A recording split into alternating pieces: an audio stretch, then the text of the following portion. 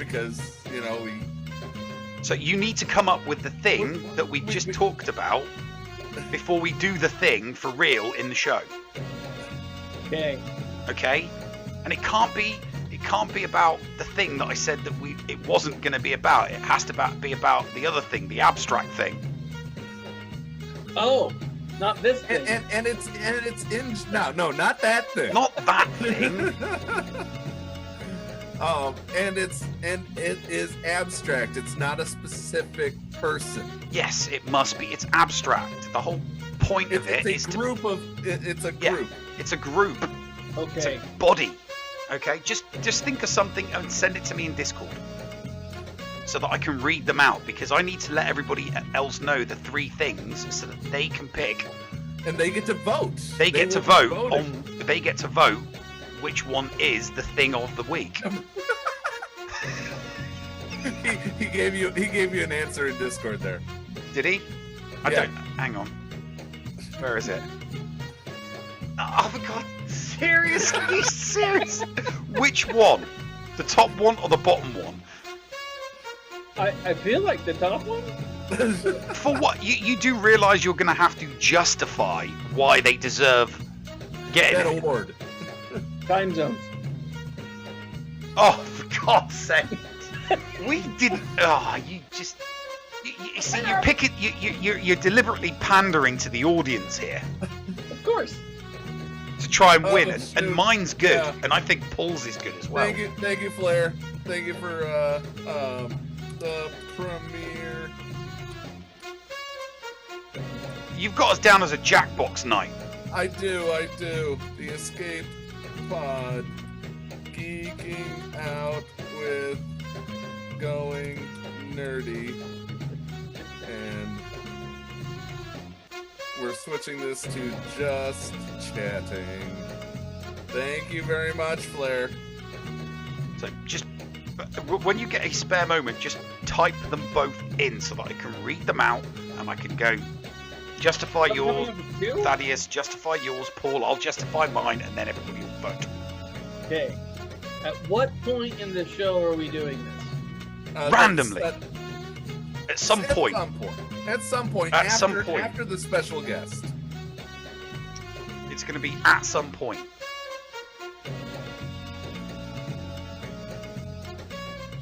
Apparently Chrome. So have you changed that? It still says Jackbox night. I'm working on Okay, it. okay. Jeez. There.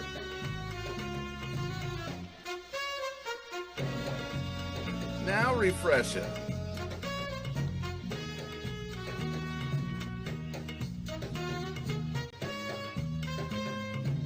It's changed.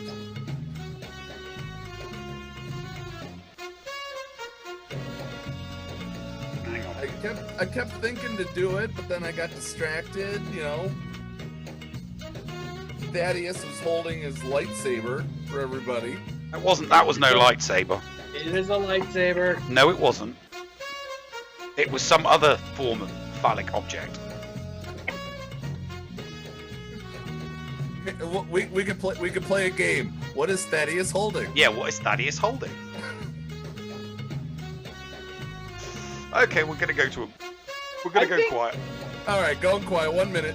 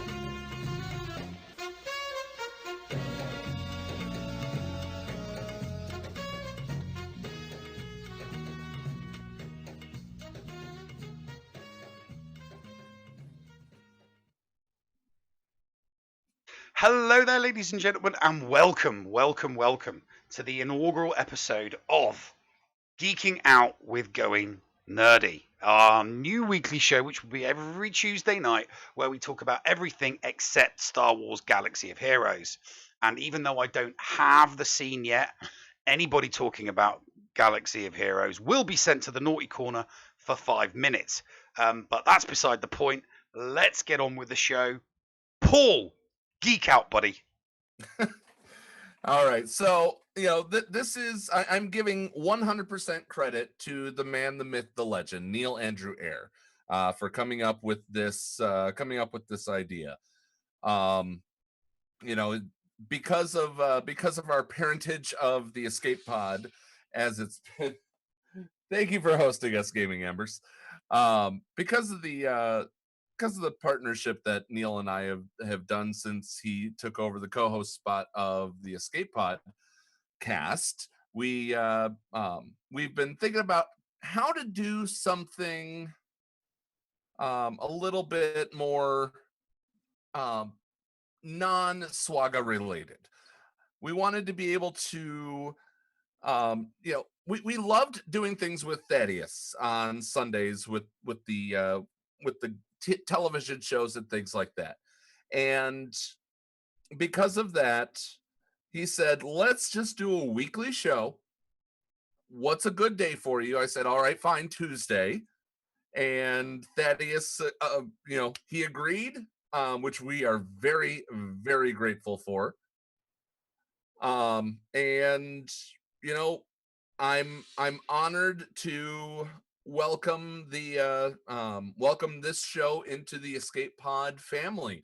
It is one that I think will last possibly even longer than the cast, if things go as I see them. Once Swaga goes away, we still are going to be here to entertain you no matter what. And this is the beginning of that very, very long-term commitment to all of you, our listeners. And with that, Neil, do you have anything to add?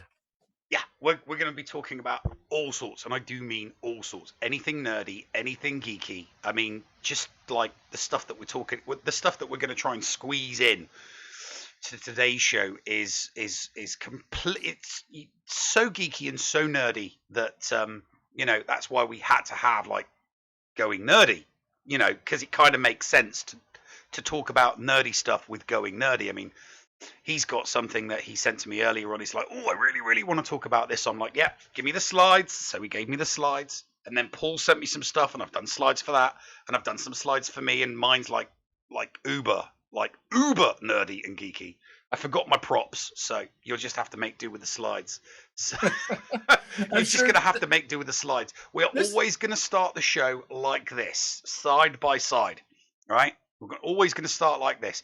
But when we move into the show and we start talking about our various different geeky, nerdy things, we're all going to be to the other side of the screen, so that it leaves a great big gap open so we can show you images and pictures and the stuff that we like nerdy being talked about and being geeky about. So what about you, Nerdy? You looking forward to this? Yes, I am. So I often on my channel, I feel pigeonholed by Galaxy. I love the game that shall not be named. I love things. I love Star Wars, but like I feel pigeonholed by not being able to talk about the stuff that like I want to talk about. And it's more than just Star Wars. It's all things nerd. And I love it. And so this is a really cool outlet. I'm really excited. Excellent. So, shall I? I'm going to play one small commercial, and while we're doing that, I'm going to like resize everything and squeeze us over. You got to change your lights though first, don't you, Neil? Yes. Oh, yes. That's a good point. We have to change our lights right now. Change your lights. I'm going to go to the light side. I'm going to go to the light side. Don't worry. I'm going to go to the light side. You got to do that now. Okay. Okay. I've gone to the light side. Let me just turn my. There we go. Light side. Oh. Wow. Well, that's amateur. Okay, fine. That's amateur. I have to turn knobs and switch buttons. Dazzle me. Go on then. Watch this. Okay, Google, go to the dark side. There we go. All right. You and your voice activation. Let's go to a break and show these people what this is all going to be about. Stay tuned right here on Geeking Out with Going Nerdy. Are you a member of Team Paul or Team Neil? Maybe you prefer story time with the llama, or dabble in the buttery side of the Force with Biscuit Weasel. Or maybe you like the Escape Pod talents from Down Under like Heinzie and Scotty. No matter who you support, you can get one of my designs from the Escape Podcast merch store. Just go to escapepodcastaways.com, click on the merch link, and it will take you to the TeePublic site where you can support me, Mrs. Anthony, also known as Critty K. Also be sure to check out the Mrs. Anthony Shirts channel on the Escape Podcast's Discord server weekly to vote for my latest shirts in the Design Derby on Woot. Links for both of these are down below. Thank you for supporting the Escape Podcast. See, we're all down the left-hand side now. So I've done something that, one of the things that tended to happen when we would do shows on Going Nerdy is, for some reason, he would always make me his bottom bitch. So who's the bottom bitch now, Thaddeus? What? Come on. Hey, Who's the bottom bitch now? for you, Neil, I'll take it. Thank you. Good. Okay, Please- so Please don't interpret that in any other way. yeah, please, yeah, do not overthink it. Don't overthink it, people. It's just, an inside joke between me and Thad, because whenever we were talking clones, I would always end up being, bottom bitch, and now he's mine. So, as you can see to the right, there's always going to be some slides. So I figured this week I would do some geeky / nerdy life hacks. That space to the right is always going to be filled with something, because I don't want it to be like left empty and stuff like that. But it's always going to get transitioned to whatever it is we're discussing or whatever it is we're talking about. So, without further ado, Paul, why don't you kick us off? Oh, I'm kicking us off. Okay, All then right. actually, no. Since you did kick us off, let's go to the man downstairs, Thaddeus. There was something that you sent me earlier on that you were very excited about. What was it that you were excited about? Okay, so there is a TV show that is like one of my favorite things in the entire world. Oh, hold on. I don't know how to use Twitch. I was looking. So, sorry. There's a TV show out there. It's my favorite thing in the entire world. It's one of them. First off, everyone needs to know I love cartoons. I love them. I am a giant man child. I watch cartoons every day with my family, like every day. When my kids go to bed, a lot of the cartoons that I let my children watch, I still want to watch when I'm alone, right? Because they're that good. And so now that Clone Wars is over, I want to find other things to binge, to enjoy, and I realized that in the fall, coming up in the next couple of weeks, there is a TV, maybe not next couple of weeks, 3 months ish. Anyways, is a TV show called Final Space. It's entering its 3rd season. It is the best stupid television show you can ever watch. So, along the lines of Futurama dumb, right? It's funny, but it's heartwarming and it's amazing. So, it's written and created by a YouTuber named Olin Rogers, and it's about a guy named Gary. For season 1, Gary is alone on this spaceship with his insanity avoidance buddy, this robot who's insanely annoying, played by Fred Armisen, right? Okay. Right? And so he's on this planet because he was trying to hook up with this really smart, really sexy fighter pilot or space fighter pilot, right? and she's a member of I forget what they call it. It's not the Resistance, but it's like the Order. That sounds a lot like a combination of Layla from Futurama and Rose Tico. Is it a homage to Futurama, or is it just a flat out ripoff? Homage. Or is it like a little bit of in between? It's a little in between. So here's the thing. Like it's one of the things that like the robot, and so this guy gets put into jail because he impersonates an officer, and while he's impersonating an officer, he accidentally blows up like 60 fleet fleet ships and this really small taco stand.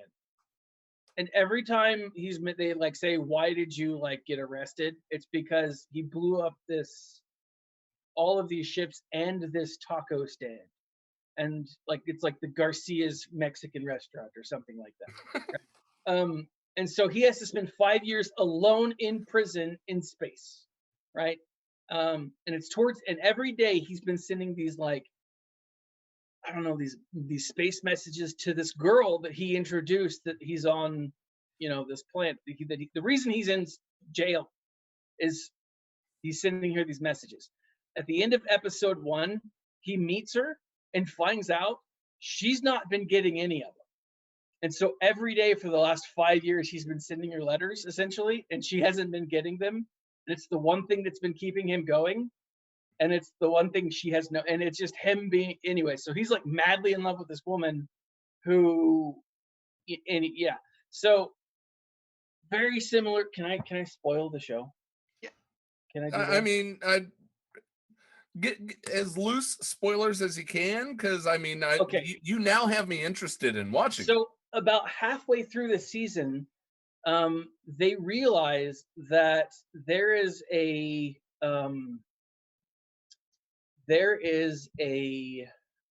plot to destroy the universe.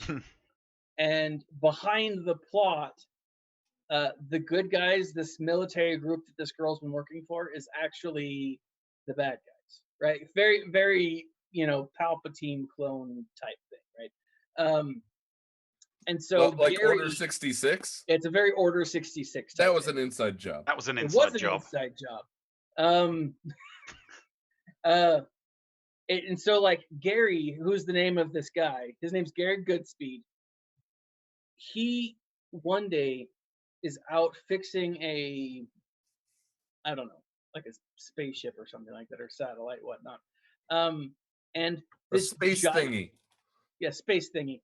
And while he's fixing it, this little ball of green is like floating out of space towards him and actually lands on his face. And that's the image that you see here, the little green guy. Yeah. He has an official name, but Gary names him Mooncake. Now, Mooncake, who is this beautiful, cute little creature, is also a destroyer of worlds. Of course. Yeah. And so Gary and Mooncake are like BFF, and they want to live together and have fun and be friends and whatnot. And Gary goes about doing all these stupid things because now, instead of having this insanity avoidance robot that's been driving him like insane, he has this friend whose name is Mooncake that like he goes, it's really awesome. But Mooncake is the key to opening up final space. And so the Emperor Palpatine type bad guy sends mercenaries after Gary and or Mooncake, and it's pretty awesome. And so essentially they create a team that it's one of the best shows on television right now, and no one I know is watching it. Like no one. It's in its 3rd season and it's effing hilarious. It's just the funniest damn thing in So you're telling us about this now. Is it on the verge of being renewed or not being renewed right now? It's on the verge of being launch again. So season 3 should be coming forth in the next 2 or 3 months. Okay, so there is another season coming. There is a 3rd season coming. Yeah. Gotcha. And this is like, I'm not even close to joking at how good this show is. It's just amazing. You have the cat. Hold on. My gosh, guys, I'm so excited about this that like my brain had stopped working. That, and I kind of took a nap before this, and I'm still Flair points out that Olin Rogers, the person behind the show, is also a very awesome guy, apparently. Yeah, oh, he's amazing. So, okay, I'm gonna recap a story. Okay, are you ready, guys? Are you guys ready for this? Yeah. So, Olin Rogers, my first experience. So, hold on. Come on, spit it out. I'm not stoned, I promise. But here's some people that you need to be aware that are on this show. Fred Armisen, Olin Rogers, obviously, Stephen Yoon, which is, if I'm not mistaken, the guy from The Walking Dead. Yeah. He was Glenn. Conan O'Brien. Okay. Okay, he's funny. This is this a show a Team produced Coco production? by Conan O'Brien. Yeah. Is this a Team Coco production? This is a Team Coco production. Okay. David Tennant, Jane Lynch. These are just a number of the guys that are. Ron Perlman is there. John DiMaggio. Like, I'm not doing it justice, but these names, if you are a cartoon aficionado, you're like, okay, I get it, right? Keith David plays a interdimensional demon named Bolo, and it's just all these words. Okay, so where is it going? I don't know. You were going to give us a synopsis. Give us a synopsis. Here it is. Okay, this is the thing. An astronaut named Gary and his planet-destroying sidekick called Mooncake embark on a serialized journey through space in order to unlock the mystery of where the universe actually ends, and if it actually does exist. Okay. I can't even say it because this show is effing hilarious. So B Coots asked if you just found this show or if you've been watching it since the start. I just spilled water everywhere. Yeah, I know. I saw. I have been watching this from the start. I've seen both season 1 and season 2 twice each. Okay. All right. This is where I was going with this. Olin Rogers. My first experience with Olin Rogers is a story about him pooping at Target. Okay, you guys, and I'm gonna retell the story, and it's not gonna be very good. Okay, it's not, and I apologize, but you need to hear this. Okay, so Olin, he goes into Target and he's pooping, right? And I'm not doing it the way that he does it. You should go watch the YouTube video after this. But he's pooping. Okay, and it's in one of those stalls where it goes like the stall. They go close to the ground, right? The walls. All right. Right, and so he's finishing up, and a guy comes in. He sits in the stall next to him, right? And he starts going, and Olin is listening to this guy poop, right? And as he's listening, he waits for the first to drop, the first shoe to fall, and he lifts his feet up so he can't. The guy next to him can't see, and he lets out like a blood-curdling scream. Just as loud as he can. He just screams like, "Blah!" and he's like, the guy it scared the crap out of him, literally. And he like braces his hands against the wall, and the guy's like, "What? Hello, hello!" And they, you know, because obviously you're afraid. You're like, okay, whatever. And so time passes, and he does it again. But this time, he's ready for it. And so what happens is, as he is you know, the guy is clearly, you know, freaked out. So he's pulling his trousers up, and he's gonna check in the stall next to him. And what happens is Olin, while he's doing that, he goes to the other stall on the other side, right? And so when the guy comes out to check the stall, clearly there's no one in there because he's moved to the other one. So the guy goes back eventually and, you know, starts finishing his business. And he waits for the guy to feel comfortable enough to go to the bathroom again. And as he's going to the bathroom again, he does it again. And he screams like really loudly, and the guy just runs as fast as he can. And Olin just cracking up, and he's like, "This is hilarious. Oh my gosh, it's so funny." So, do they do this in Final Space? No. Well? This is just a. So Olin's a YouTuber that made it big. So yeah, he posted Flair, one Gaming Embers in our Twitch channel, has posted the YouTube in our Discord channel. Yes, and what's funny about this? What's more funny about this is And I'm sorry to interrupt again real quick. Dakota Harry says, "Wow, I made my first podcast. This is not the normal Escape Podcast. This is a brand new show called Geeking Out with Going Nerdy. This is a new Tuesday show. We're glad you're here, though." Yes, because now we're talking about poop. And now we're talking about a guy screaming at another man while he's trying to defecate. Yes. So Olin goes to, like, as he's walking past the door that this gentleman was in, he looks in, and his pants were still in the stall. Like, his pants were still there. And so he goes out and he finds a person. He's like, "Excuse me, I was just in the bathroom, and a man ran out, and his pants were still there."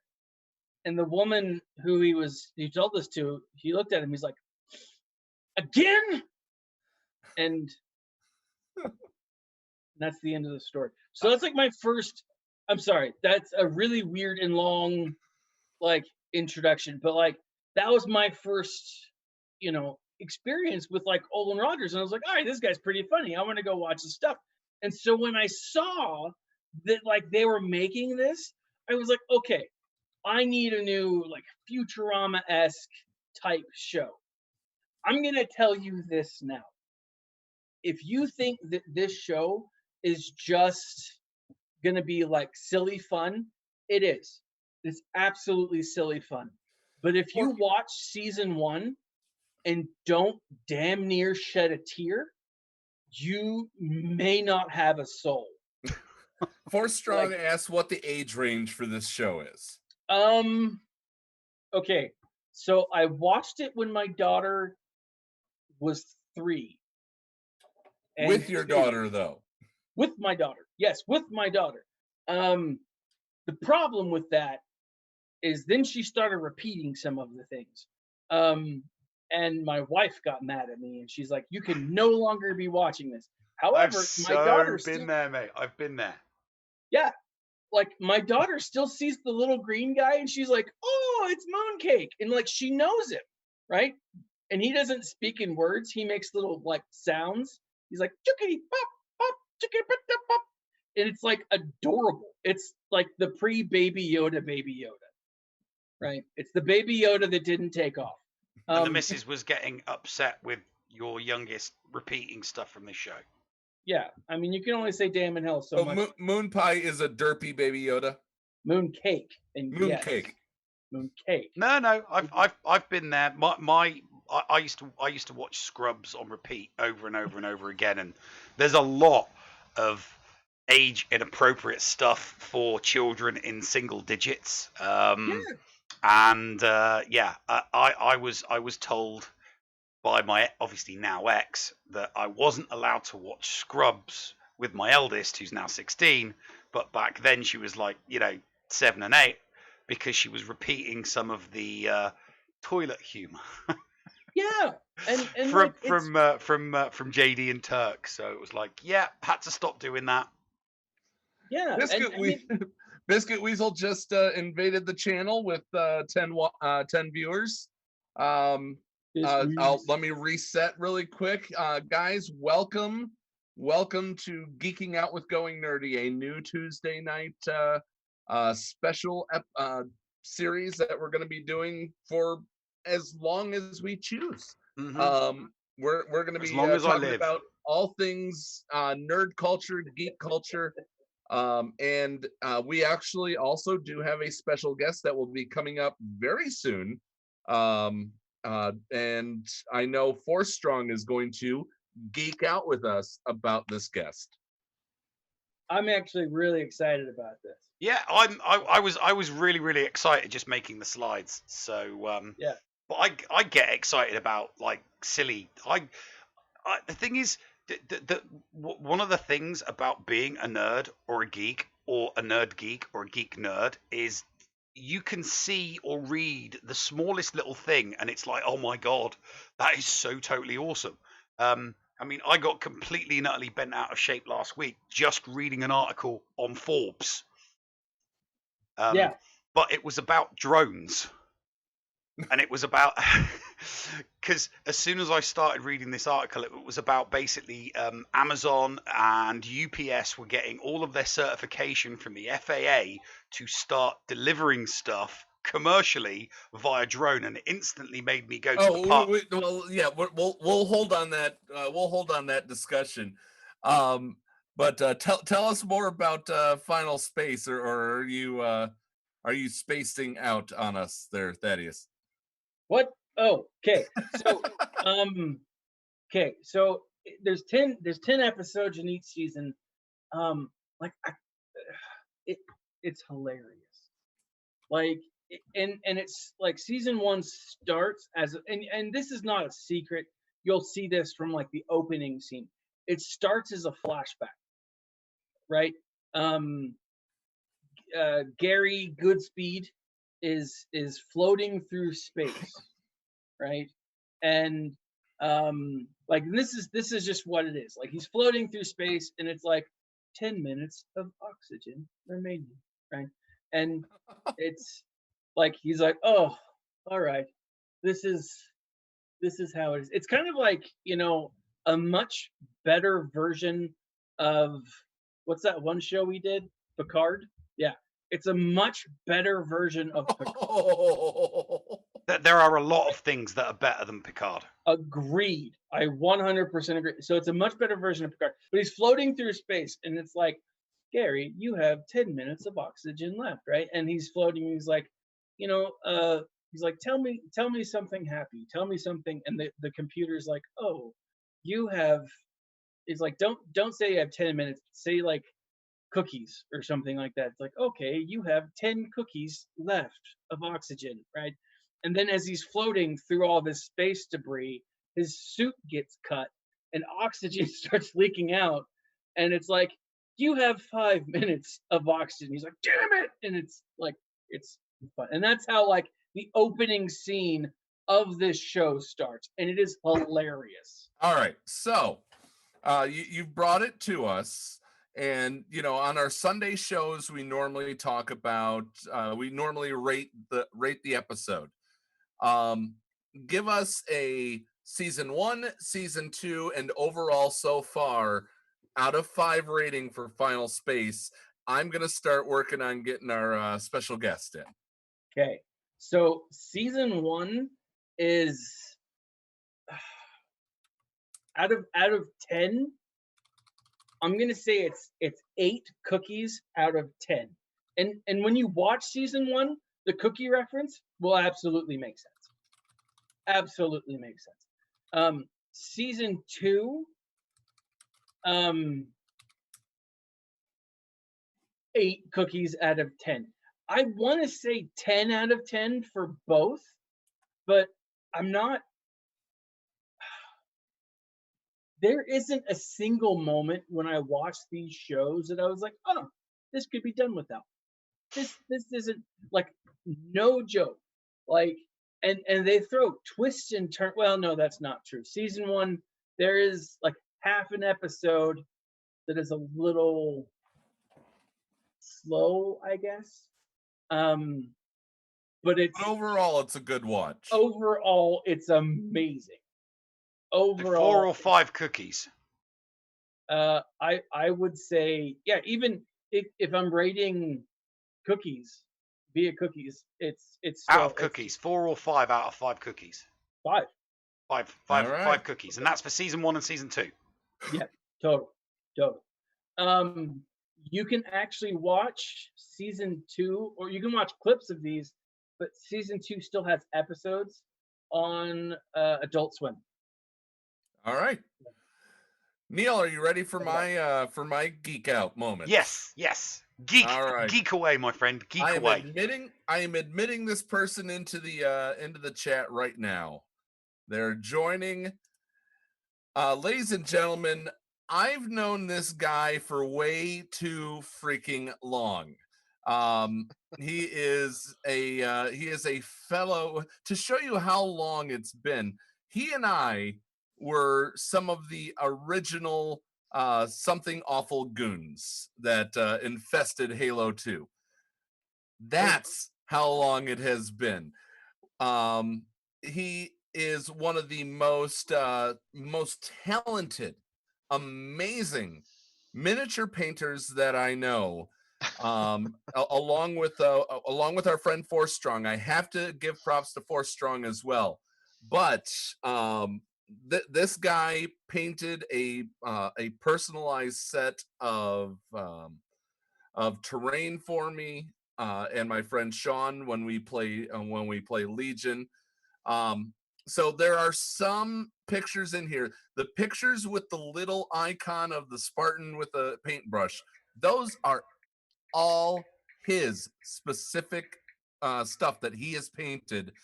Ladies and gentlemen, welcome to the inaugural episode of Geeking Out with Going Nerdy, Spartan. Happy to be here, man. Thanks for the long intro. I don't think I've ever had an intro like that in my entire life. Never, not once have I ever had something like that. Paul is now infamous for doing them.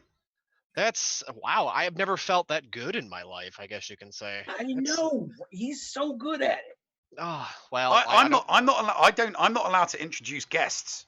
I kind of like do a little blurb, and I then hand over to the master of ceremonies because he is. It's like, and even when he comes to me, it's like, I don't know much about this person.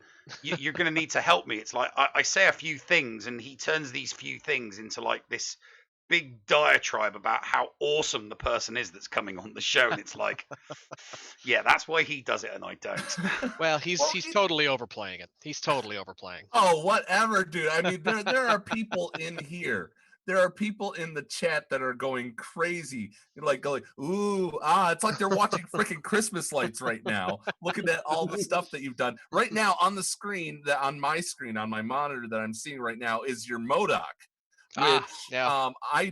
We're gonna get to that MODOK here in a moment. But I want to, hopefully that wasn't your paint mug. No. The paint mug is on the other side of the house. Okay. If I had $1 for every time I have drank paint water, there might be lead in my blood. I was about to say, how many times have you done that? How many times have you inadvertently picked up your... Do we mean this week or in general? In general.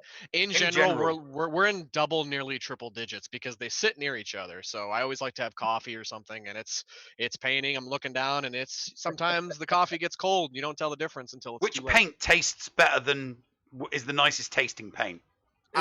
Is Citadel the best brew? Citadel would be the best brew for taste, but the worst taste would be Scale Color brands. They taste and smell awful, but their brand of color is amazing. But they taste horrible. Absolutely horrible. It's sad that it got there, but yeah.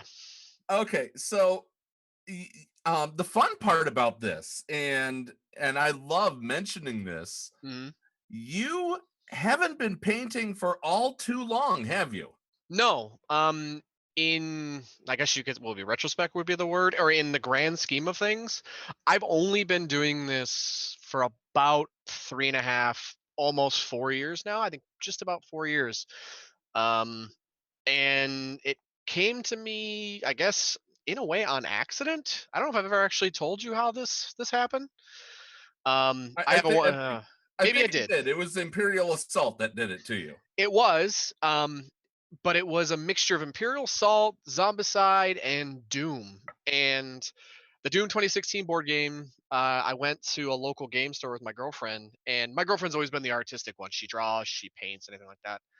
And we got these minis out, and we fell in love with them. And I said to her, I go, you're the artistic one here.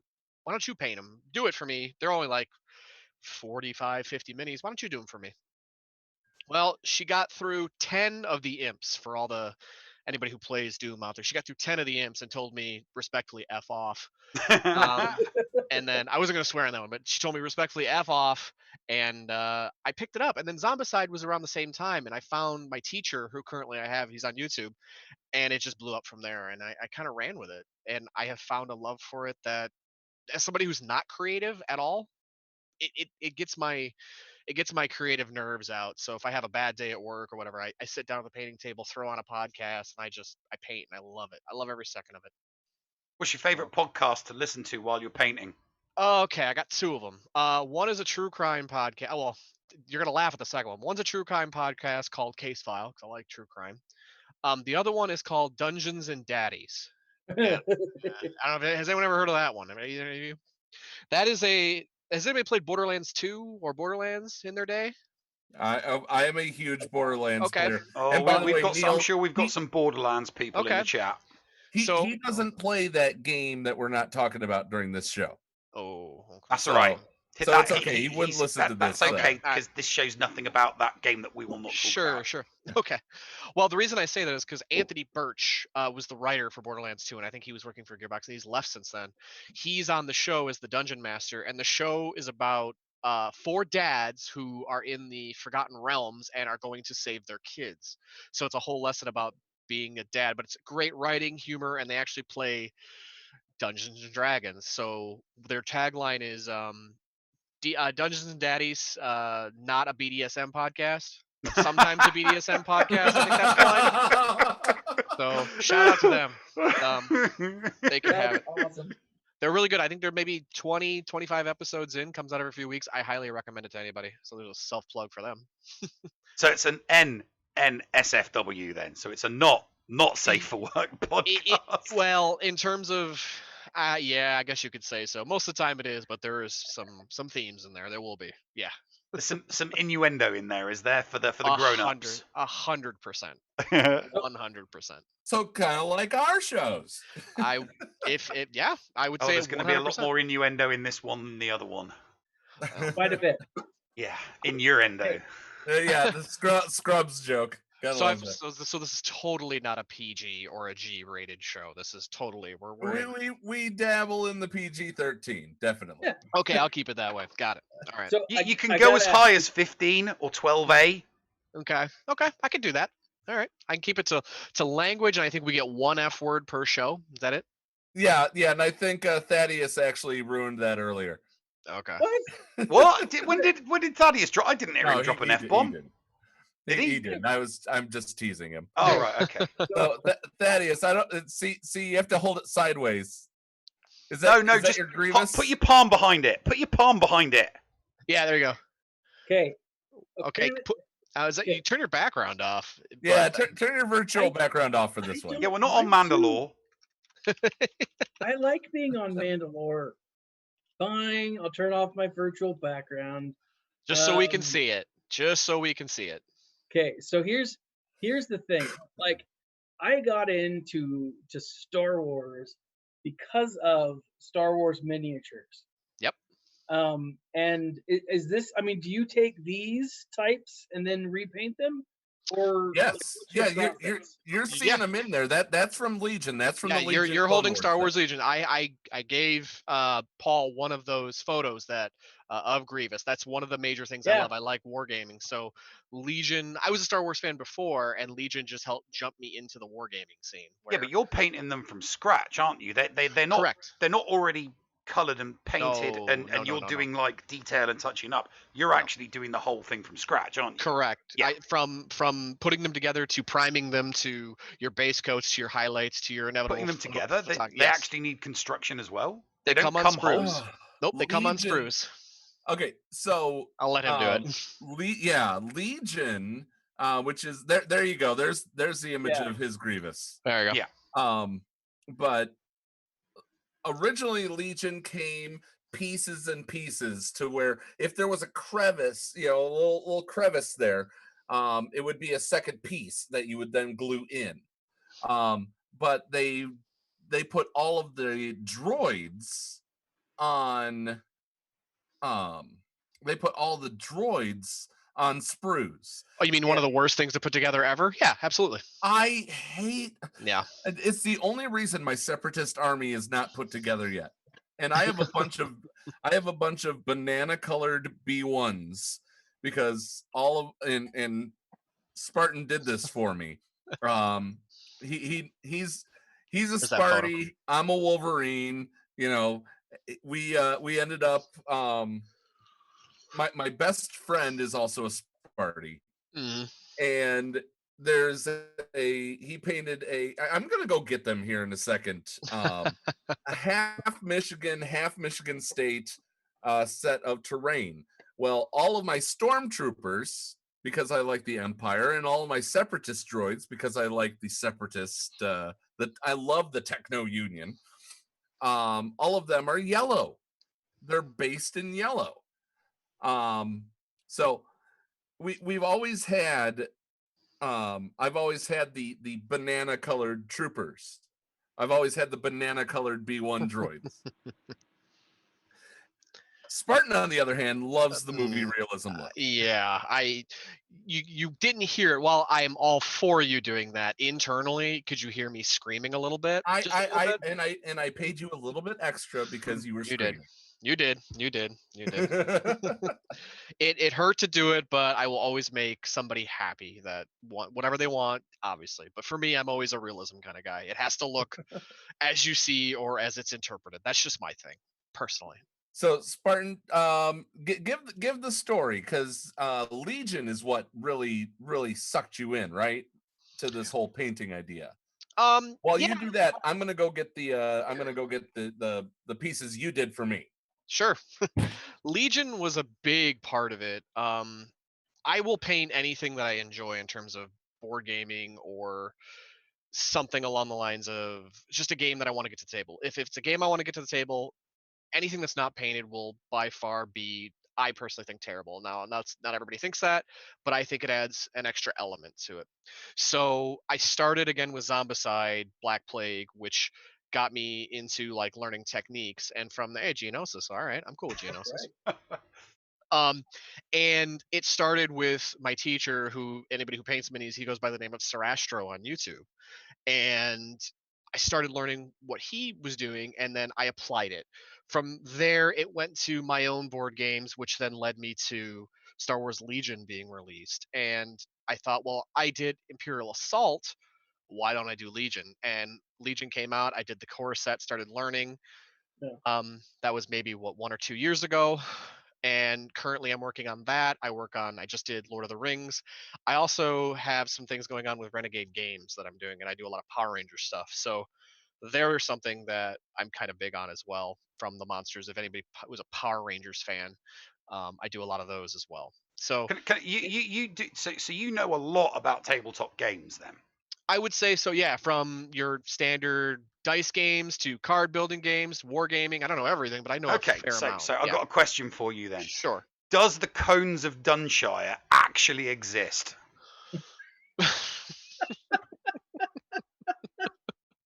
So, because some people, I don't, some people are like, oh yeah, they totally made it into a game, and then other people are like, come on, don't be. It's a joke in a TV show. So I've got half people telling me that it's not, and half people telling me that it is, and I don't know which half is winding me up. What I want you to do is you open up Google and you type in the Cones of Dunshire Board Game Geek. When you do that, it will pop up and you will see an actual game that was out in 2015. What, you gonna cry? Thing. There is complexity. There is What, you gonna everything to it. cry? So yes, No. it is a thing. No, go ahead, cry. Now, Let I me can't see guarantee you. it's the same, but it is a thing according to Board Game Geek, and it actually has 2 artists and a publisher. So my gut says 100% it is. So Okay, so everybody just got like a yeah. That is because I still have not made my I still haven't made my Stream Deck from a spare keyboard yet, but I'm looking for it. Oh my God, Cones of Dunshire. There you go. It's anything you want to find, it's on Board Game Geek because it's obviously it's community driven. I really want a Cones of Dunshire Legerman hat because it looks like it would really suit my complexion.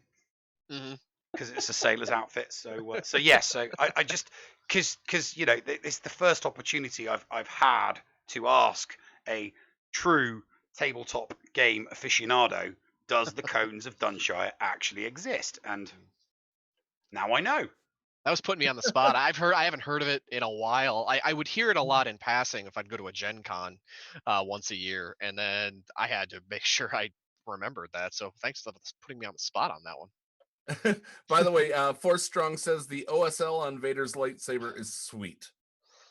Oh man, I really appreciate that. That means that is something that took me a lot of years to perfect, and I'm still not great at it in some aspects. Depends on the color. But yeah, really appreciate that, man. Thank you. Thank you. I'm gonna raise this into view here as best as I can. Is this where I leave? But oh yeah, he took the time to get this terrain in both Wolverine and Spartan colors. Some of the most amazing detail work. I'm hoping that it's coming through. A bit.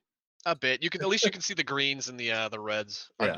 The blues and yellow. I'm sorry. But and then on top of that, the other thing that I absolutely loved that you did was there was a one piece that that was 2 halves of a box when you put it together.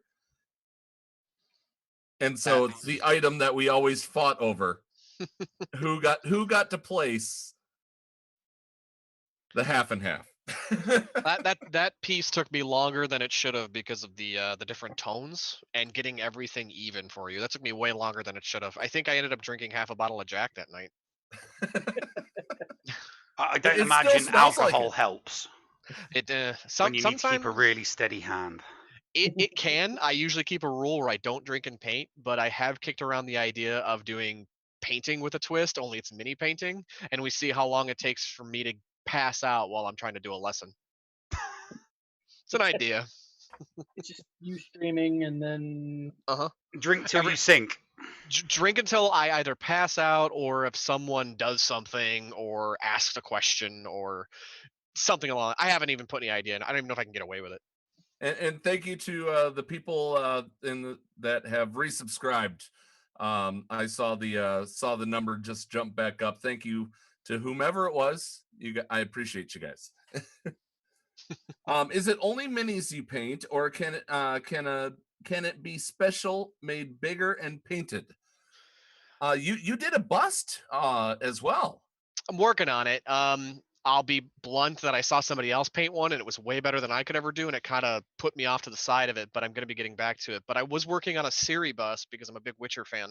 So I do minis, but I will do bigger figures. I actually have figures over here that actually I can still talk when I have this on. So I do paint minis. Obviously, hold on. Hopefully you didn't see, but I do paint bigger figures as well. So we'll do some comparisons. So, like for example, the Star Wars minis are, I don't know, yay big. You had them here, so yay big. Yeah. Here I have pumpkin wrapper. So pumpkin wrapper is about this big. So we, I don't know, About- 3 inches maybe, something like that. Okay, so about a third of the Yeah, there you go. a There's third bigger. Yeah, so about a third bigger. In the same game, which was Power Rangers Heroes of the Grid, they did Cyclopsis, which is this size. So, there we go. Oh wow. Oh So wow, you can that see looks the like a size difference. Gundam. Holy It crap. does. It does look like Gundam, but it is an old school. It's Cyclopsis from the original '70s show. It was in the original Mighty Morphin Power Rangers. So, this is what I did. Bigger, but I can do things like these. I tend to prefer to go smaller. I like them because they can get better detail. It's easier to hide mistakes, but this can be done. So yeah, with little trees too. Happy little trees, as they say. Happy little Yeah. trees. The fun part is that you didn't you were you the person that I saw when I was looking through painted miniatures, which you're pretty much one of the only ones, but didn't you have Palpatine having a little tree? Why do you bring that up? What? All right. So he didn't. Man, that's So- Palpatine with a little tree makes a ton of sense canonically. The Force Now trees, it does. Well, yeah, now it does. Back Now it in the does. day, it was just you. It was the Force connecting to you, man. That's all it was. Well, while you're right, he's making fun of me for a choice I made. I loved it. Yes, sure you did. So I did Palpatine. I have Palpatine, and I actually ended up breaking off. I think I took it off and took another photo. The model for Palpatine, he's holding I think a staff in one hand, and then he's got his hand out like this here. And actually, I have paint here. I was working on something earlier, and he's like this. And I just so happened that I put a tree in the center of the mini, and I thought, because my army is Endor themed, I have an Endor table, I have it themed. That's what I wanted, and I just put it there. Okay, cool. The first thing, Paul said, he goes, "So is it a happy little tree he's holding on to?" And it was funny. I thought it was a one-time thing. I thought it was that, so I dropped it on Reddit, and every single post, there had to be 30, 40 posts. It was like, let the photosynthesis flow through you, I think was one of them. And it got so bad, I was like, I'm just taking the stupid tree off. And I took the tree off and put a shrub there, and it worked out. That's awesome. Yeah. So thanks for ruining it in a way, but it was very, very funny. It actually is a good story. So in a way, it's cool. But now I'm going to make another Force sensitive user that's on the dark side, and there's going to be a tree right in front of there for you. Just for you. So I got a question. I really hope that it's Dooku. Dooku I've already done, so Oh, I'd that's have to good. get another one. All right. So I have a question. All right, what you got? I love. So I played like I said. I started off. This was before Legions. This was Star Wars miniatures. This was the precursor to Legions, I think. But one of the things that my friend, and I call him my Sith master because he was the one that got me into Star Wars. We found an online tabletop emulator. Okay. Right? Do you know of any of those? Are you aware of any? I mean, it does take out the artistic, Sure. aspects of it. You're not painting, but you still get to play tabletop games at a distance. Go ahead, Jordan. The Oh. one that we still talk about trying to we get need to together do. on. Absolutely, there are two of them. I forget the one of the name, but Resident Evil 3 is on it. But a Tabletopia. But the main one that most people play is actually called Tabletop Simulator. Okay. And that you can get on Steam. It's free. And essentially how it works is it's a client like Steam. It loads onto your computer or whatever. And then you can have mods that have been made by either the community or they're actual mods made by the developers. I always say if you're going to download some of these mods, own the game just because it supports the actual publisher or the developers, sure. But there are games out there that you can play, and Star Wars Legion is one of them. There is a whole tabletop simulator for Legion, which has everything scripted, has all of the armies, and there are actual models. You can just drop an army in there for like 800 points. I won't get into that. And you hit the buttons, click a terrain, and if you know the rules, you go. It's out there. It's all there for you to learn and play with. You had me at it's on Steam and it's free. It is free. There's a lot of free stuff out there. You had me at it's on Steam and it's free. Well, I let me caveat that. The game is not free. The game is $20, but all the content that you can get that is homebrew is free. So There if you I go. spent $20, I've probably saved $200 to $400. So That makes sense. upfront, but still not that bad. And you lost me. Now, I'll give you $20. I'll give you $20. Neil and Thad, it'll be a Escape Pod Content Creator Network expense. Okay, you guys will have it by next week. All right, so let's get into the MODOK. Okay. You entered this MODOK into a contest. I did. Major contest. So, I guess supposedly it was told to me by a couple creators, including Sarastro himself. He was like, "Hey, you should enter this contest. Drop it, see what happens." And I thought, you know what? One of my New Year's resolutions before COVID happened was to just enter a contest, see what I could do. I was saying to win, whatever. And I did it. I threw MODOK into the wind after putting some time into it. I had never actually done non-metallic metal effects on metal, which I can get into that if anybody wants to know. And I threw it out there. Through some weird circumstances of events, I got put into the top category. And I was just told, I think yesterday or the day before, that I took silver, which was technically third place, but third place out of, I think, 100 people or so that entered, maybe a little less. I'm not sure. So for something that I've just been doing, I was like, yeah, all right. And I ended up taking a silver medal out of it. Which I just want to stroke your ego a little bit there because you deserve it. Podium finish is still a podium finish. That's true. That's true. It's all about how you take it. It's all about how you take it. For a second, I thought you said Finnish. I was like the Finn people? I've been to Finland. That's a thing. But yeah, so it was a cool thing. It was a big stroke to the ego, and it was a moral victory, almost like what Rocky 6 was it? I didn't win, but I went the distance. That wasn't Rocky 6. That was Hercules. You're thinking of Disney's Hercules. I was gonna do easy mistake to make. I was gonna make an Always Sunny reference there. You know, can I offer you an egg? Because Danny DeVito's in Hercules. Yeah. But it was a stretch. It was a 5 stretch. hours I would later. have gotten it. Well, Always Sunny is an amazing show. Carol, I saw that. Tangent alert! Tangent alert! I'm telling you, the game that shall not be named is being run by a guy named Pepe Sylvia. I love that show. I absolutely love that show. So, so Spartan, tell us a little bit about. Let's take off the painting mask, if you will. Thank you, Blessed Gamer, for the 5 bits.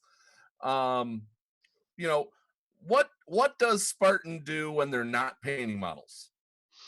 You mean me as a hobbyist, or me when I'm playing games not painting models? Yes. Okay. That's well, right now I'm doing a whole lot of nothing. I think I'm drinking a lot, but right now with COVID, obviously I'm getting caught up on the backlog of games. So playing different video games. I'm a big video gamer. You know that. I will actually play a lot of solo games in my collection. My collection is 2 Kallax shelving units large. A lot of reading, mostly YouTube videos about studying with painting techniques. I'm also an IT guy, so I'll keep where I work pretty quiet, but I work in IT security. So if I'm seeing things along those lines and watching trends, so that kind of stuff I love doing. So my PC or console? PC or console? Yes. Why not? Why not both? Why separate them? Just play No, everything. no, you got to have a favorite. No, you don't. No, you don't. No. It's all my favorites. You want to know why? Because I got a Switch right here too. So Well, it's yeah, all my exactly. favorite. So you can play all your console games on a PC. You're an IT guy. You should know that.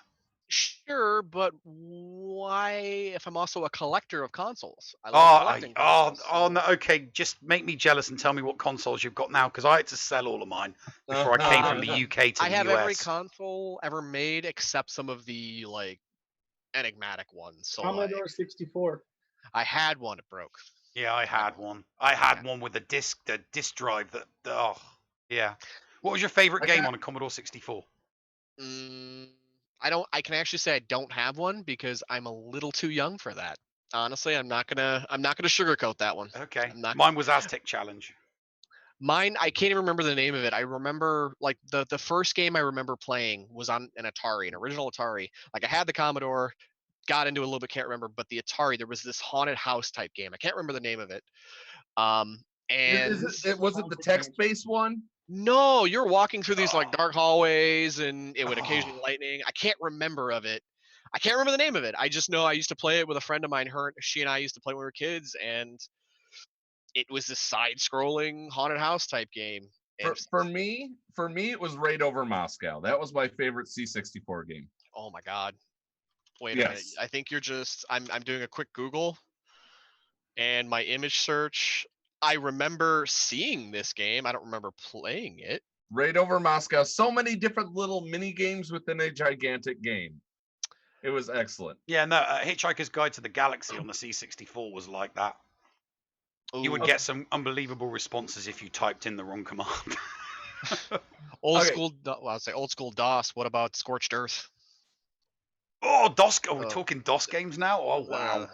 Yeah. Just how about Normality? That was a great DOS game. I think there was a pinball game that I played once. That was on 95, Windows 95, wasn't it? Yeah. Oh God, you're talking about pinball on Windows 95, Thad. Come on. I suppose you played Minesweeper as well, didn't you? Still do. I still play Minesweeper. So what do Spartan, you do on the toilet? You are also an avid fan of a really, really awesome rock band. And you travel to see these guys. Yeah. Oh, so we're gonna get into that shameful part of my history. Yes, That's actually. not shameful at all. It is and it isn't. I'm self-deprecating here. Because I live vicariously through you because I can't take the time off to go do these things. Sure. I have the tattoo of them. Yes. I have the half sleeve for my favorite band, so self-plug for them. They're called Sonata Arctica. They're a Finnish power metal band. They've been around since like 99, and I came to love them around 2005 when a friend handed me a CD and was like, check these guys out. And that CD stayed in my car for 3 years. They came over here. They did one show. I saw a few shows. The band loves to come out and hang out. So that turned into an unhealthy obsession where I became a groupie minus all the groupie things that you normally hear about. And that's the face. That's the face. So I actually, when they come over, I will travel with them, not with them. So the last tour I did, they were doing they were not a headliner, they were an opener, but like a secondary opener. So they had a thing. I saw 3 shows on the last show over in Hartford, New York, and Maryland. The tour before that, I did 9 shows starting from Philadelphia all the way to Minnesota down to Atlanta. The tour before that, I did 5 shows across the East Coast. They're all blending together. And then I think I did 5 before that. I've seen them a total of 30 times in the last 4, 5, 6 years, something like that. So you're a Michael. I'm missing that reference. Franz Ferdinand did a song about a super fan. That would totally be me. And they wrote a song about him because he was there at every single one of their gigs, every single time. There he is at the front watching them. So they made a song about him. So you're a Michael. That would be me. And by the way, that's Michael, not Stan. Don't worry. But if you are a Stan, just be careful. I don't know. You went really low volume there, Thad. Yeah, you've gone really low, Thad. Good, what I said was really dumb, and so you're trying to conceal what you said. Just trying to get the reference, and my references aren't great. Eminem. Stan from I live near him. I don't. I live near him. He lives 20 minutes from me, and I only listen to, I think, what's that album that came out when I was in 8th grade? Yeah, the Real Slim Shady. No, it was after that. Marshall Mathers LP. It was him in front of a red curtain. It's got my dad's gone crazy on there. I think that's Okay. Oh, right. Okay. Yeah, I that- only know the real Slim Shady. I stopped listening to him after that because I grew up. Yeah. Well, again, it's on my Google Play, and I'll just if it comes on. But yeah, he lives about 20 minutes from me. His house got broken into last week, actually. I had Jeez. nothing to do with that. I hope not. You didn't. You don't look like the guy. You have hair. You don't have any hair. That you know of. Well, okay. Yeah, Well, I don't have any. Rand B says that it was called the Eminem Show. That's it. Yeah, the Eminem Show. Yep. I got that on a CD. Somebody burned it for me, and I think that was trying to be one of the cool kids. I actually ended up liking it. Oh, but yeah. So yeah, I do travel around with them. I've been to Finland to see them, and I stayed there for a week. I guess you could say I'm a little bit obsessed with them. It's a like what you could do in the 70s. Only I do it now. My job allows it a little bit. That's cool. Yeah. All right, so I told you 30 minutes. We've already gone to 40 minutes. Thank you so much for stopping by. Tell people how to find your stuff. How to see Spartan's maw of miniatures. That name, if anyone actually gets that name, I'll be shocked. But you can reach me. My website is either it redirects, so it's mauveMinis.com or spartansmaw.com. You can also reach me usually easier at Instagram at Spartan318. I've had that moniker forever. I answer questions. I'm there to offer painting advice. I'm always there anytime. I love doing it. I love the hobby, and I like meeting new people. Well, Jordan, I just gave your real name away. Sorry. Jordan's fine. Jordan. Okay. On Instagram, my last name's not there. Jordan is fine. That's my okay. Well, Jordan, it's an absolute pleasure to thank you as a friend and as a host for taking time out for us. And we'll be playing some Halo 2 anniversary real soon. I'm sure of it. Shoot me a text. You know where I'm at. All right, guys. You have a little sweeper there, Neil? No, Andy? I don't. No. Okay. Well, I'm gonna disapparate you from the chat now, Jordan. That's fine. By the way, you could have did that fun fact. The chat just said that my name in Zoom is Jordan, so they already that is true. So kind of a thing. Nice catch on that one. Yeah, feel free, no problem. I didn't All right, notice buddy. it. I'm disapparating you from the chat. You have a wonderful day. We'll talk again soon. Thanks for coming on, buddy. No problem. You guys be safe. Talk to you soon. All right. So here we go. Force lightning. There he goes. Okie dokie. Right. So that was a lovely, lovely guest. Thank you for getting them on, Paul. No problem. It's giving me ideas now about getting other people on. So guys, I mean the game Legion is it's a really, really fun miniature game. It looks daunting out of the box, but it honestly, you don't need a ruler, and it comes with its own movement templates. You're not going to be fighting over, well this is 3/4 of an inch. No, you're not going to be fighting over that. I like to fight over that. Do you have cover? Do you not have cover? Can the person see around the corner? I'm a fan of the argument. So you're in it for the fighting then? Absolutely. See, Absolutely. I've not played tabletop miniature games since I was 16. So it's a long time for me. I stopped. I had to stop doing so much nerdy, geeky stuff when I joined the army, because if I'd kept on doing it, my life would have just been hell.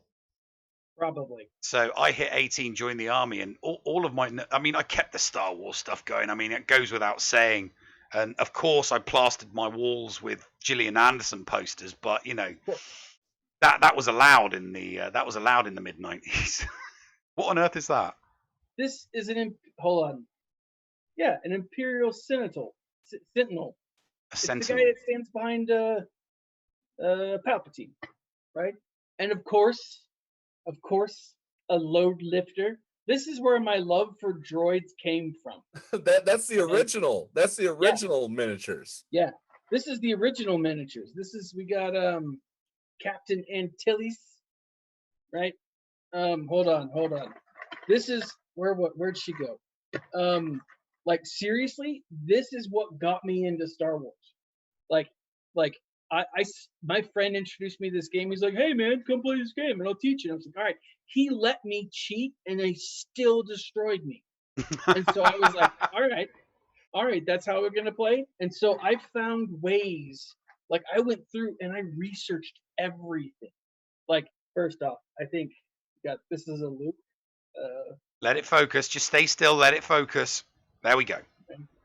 And like I went through and like when this game like died, like local hobby shops, Target, Walmart were selling these packs for like it was like $1 a piece or $4 a piece, like half off, 80% off. I went all around like the greater Salt Lake area and spent hundreds of dollars buying these packs. And I got the pieces that I wanted, and then I just sold them on eBay, the pieces that I didn't. And I have like dozens of Wookiees, dozens of Ewoks. I have a few mouse droids, because mouse droids are freaking awesome. Love it. Dude, and like I love this. Also, this is what got me to enjoy Shizor. To enjoy what? Caesar. Prince Zizor. Prince Sizor. Shizor, whatever. Right? That guy. We There's call him no rock, paper, CH at the beginning of his name. It's an X. When we were playing X-Wing, we called him rock, paper, scissors. That guy. Yeah. I like huge fan. So Neil, before you go on to your tangent, Bossman posted something in our Patreon. Did you see that yet? No, I did not. I am opening it up right now, right this second. Scroll down, Escape Podcast. So I haven't even gone into click the link yet. Okay. So kids can email homework questions to David Tennant and Patrick Stewart. School children struggling to understand Shakespeare during the lockdown are to get tips and insights from leading actors to perform in his plays. David Tennant, awesome. Sir Patrick Stewart, and Tasmin Grieg are among the big names joining the homework. Oh, interesting. Very, very interesting. I do like a little bit of Shakespeare, but I don't know. Is Shakespeare classed as nerd/geek culture? I wouldn't. Oh, of course. 10 things I hate about you. 10 things I hate. Yeah, well, 10 things I hate about you's got nothing. No. 10 things I hate. First off, 10 things I hate about you got me through like a very rough period in time. That is right. Gargoyles, the TV show. I mean, a lot of Shakespearean references in that. I mean, all right. I will give credit where credit is due to certain modern remakes. Cruel Intentions. Cruel Intentions was a good one. But obviously, we've got like 6 degrees of separation. You know, Cruel Intentions was a remake of Dangerous Liaisons. And obviously, Dangerous Liaisons was a kind of like an homage to Shakespearean type literature. But I'm talking about the girl and the geeky, the girl who was waiting for her Romeo in 10 Things I Hate About You.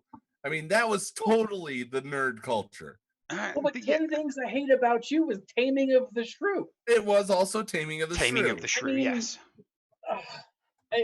And again, I'm jumping back to Gargoyles because it was awesome. Helen Hicks, you're absolutely right. Like they have Lord Oberon from A Midsummer Night's Dream. They have Avalon. Yeah, Midsummer Night's Dream. That's a good one. I mean, like so much. And modern television.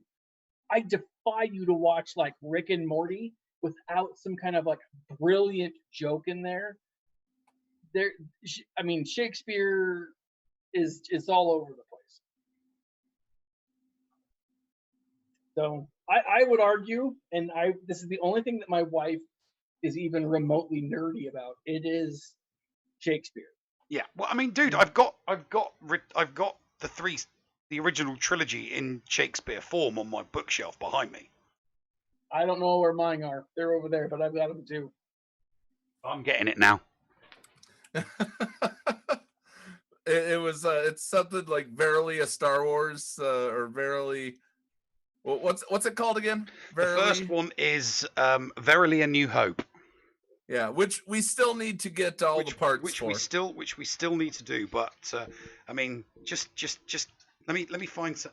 Give me a scene from Star Wars. Give me a scene from Star Wars. Okay, so there you go. Thad's got him as well.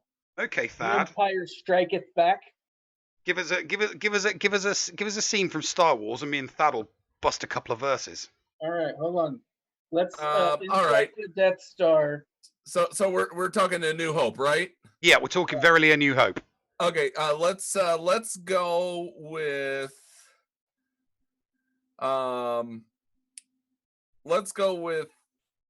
C-3PO and R2-D2 on landing on Tatooine. Okie dokie. What is that? That's Act 1. But what scene? Desert scene 4?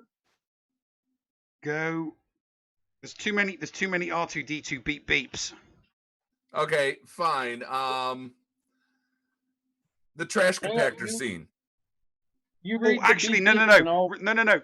Do the Thad. Do the trooper scene, right? The trooper scene. Okay. You know the two troopers that are stood on guard outside the Millennium Falcon when they're on the Death Star. What scene is that? I will find it. I'm gonna find it. Don't worry, I will find it. My favorite one is where the guy's combing the desert and the two guys have the pick and they we ain't found. Okay, Thad. Yes. It is scene 1. Which act? It is act 4. Scene 1. Page 41. Okay, I'm there. No. Verses. Hang on. Can you see it yet? Guard 1, Guard 2. Oi! Didst thou hear that sound? Pray hear a sound. I quite clearly heard a sound. Thine ears mayhap play tricks on thee, my friend. Nay, dost thou not think this strange? What strange? The droid did flee the ship we have attacked, and unto Tatooine have gone by pod. 'Tis true thus far. I cannot claim 'tis false. On Tatooine they have had traced first to Jawa's vial and then to humans. Dead. Aye, dead they are. Our men did see to it, but follow on. The boy whom with them lived hath fled. We knew not where till he was seen at yon Mos Eisley with their pair of droids. Aye. 'Twas all in last week's briefing, pray. What more of this? Hast thou aught new to say? The boy and droids together disappeared the very hour this ship did fly, and now the ship is here, though empty seems. Nay, empty 'tis. The scanning crew doth work even now. Which bringeth me full circle to the sound I just have heard. It's possible, my friend, that boy and droids and rebels all have flown within this ship unto this base, and yet e'en now, whilst thou and I do speak, still hide within the ship. I am amazed. Aye, verily? Thinkest thou that I may be right? I said thou hast amazed me, and 'tis true, but never did I say I think thee right. Thou dost amaze by thy overreactive thoughts, a hidden boy, the droids within, a fig. Avaunt, thou silly guard, be not so thick. Thy great imagination hath overwrought thy better senses. Thinkest thou powers of judgment far exceed our master's true? Mayest thou outwit the great Darth Vader, or the cunning of our Governor Tarkin? Nay, we are but simple guards. Our purpose here is plain and to the point. We have been tasked to watch the ship and follow all commands, and not to prattle on with airy thoughts. Aye, thou hast spoke a well-considered word. Thou art a friend, as I have e'er maintained, and thou hast spoken true and calmed me quite. The rebel hid herein, but vain conceit, that ere they should the Death Star enter. Ah! It warms my heart to see thee so restored, and back to thine own merry native self. Right. And then from within the ship, obviously, Han then says, "Pray, may we have thy good assistance here?" Don't let us go together, friend. Good Guards cheer. 1 and 2 enter the ship and are killed. And scene. And scene. Yes, Paul was asleep. I was not asleep. I ate a Slim Jim. We're on the I subject. finished my milk. We're on the subject of Star Wars, so I'm going to bring up a slide because All right, it's what you got? definitely worthy of discussion. The Mandalorian. We had news drop today. We had news the other day about Boba Fett, the actor that plays Jango Fett, and obviously 100,000 clones. Being cast in season 2 of The Mandalorian, and now we have this wonderful news. Katie Sackoff is being cast in season 2 as Bo Katan. Okay, I still think that the whole Boba Fett thing is a swerve. I don't think we're getting Boba Fett in season 2.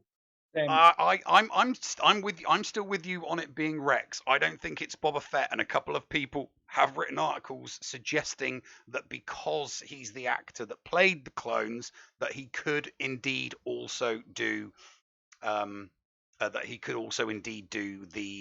Rex. And if they do bring Rosaria Dawson to the show as Ahsoka Tano, it would make more sense for him to be coming in as Rex. I think the only way that this could be Boba Fett is in the 4th episode, when they go to Tatooine.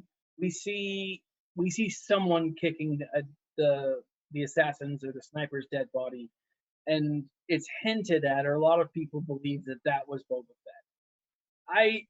I don't think so. I mean, I think it very well could be. I think it would be a very, I don't know what's the word, very like fan servicey thing for them to do.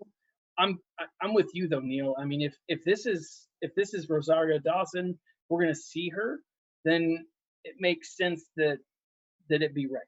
If he plays Boba Fett, it's going to be in a flashback.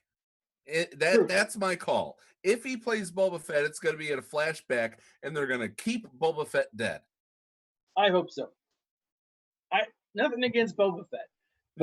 Nothing against Boba Fett at all. But guys, let's also talk about how much Bo Katan and Katie Sackoff look alike. I know. Pull that back up. There we go. Yeah. Holy crap. So here's my thing. How is it? Did they cast her, or like, because they're wrapping? Well, I mean, according to the story, she may have already recorded the scenes before the whole My Sharona virus caused the shutdown. Okay. Let me scroll down.